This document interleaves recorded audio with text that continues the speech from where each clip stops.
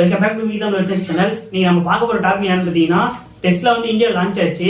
அதோட price details, அப்புறம் அதுல என்னென்ன ஃபீச்சர்ஸ் எல்லாம் எடுத்து வந்துருக்காங்க, அந்த மாதிரி எல்லாத்தையும் வந்து நம்ம இந்த வீடியோல பேசலாம். ஏன் இத்தனை நாள் வரதுக்கு லேட் ஆச்சு, இந்த மாதிரி எல்லாத்தையும் பார்க்கலாம். ஃபர்ஸ்ட் இந்த செக்ஷன் வந்து எத்தனை பாட்டா நடக்கும்போது பார்த்தீங்கன்னா 6 பாட்டா நடக்க போகுது. ஃபர்ஸ்ட் பாட்டு என்னன்னு பார்த்தீங்கன்னா, Tesla why the world is crazy. எதனால டெஸ்லா வந்து அதிகமாக விரும்புறாங்கன்னு சொல்லிட்டு பார்க்கலாம்.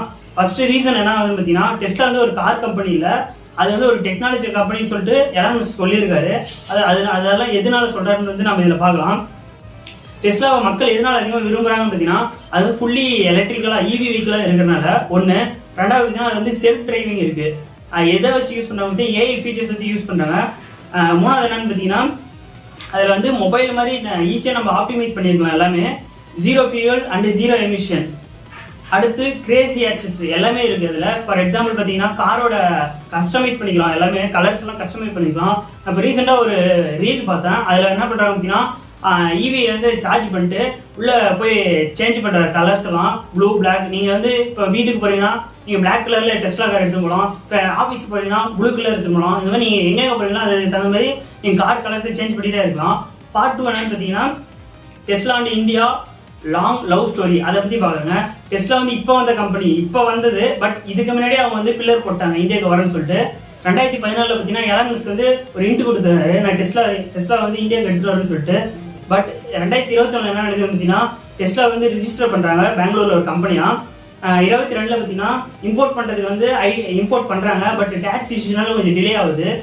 அடுத்து 2023-24 வந்து கவர்மெண்ட் கூட பேச்சுவார்த்தை நடக்குது. இந்த மாதிரி டெஸ்லா எடுத்துன்னு வரங்க, கொஞ்சம் டாக்ஸ் வந்து கம்மி பண்ணுங்க, அப்பதான் மக்கள் வாங்குவாங்கன்னு சொல்லிட்டு பேச்சுவார்த்தை நடக்குது.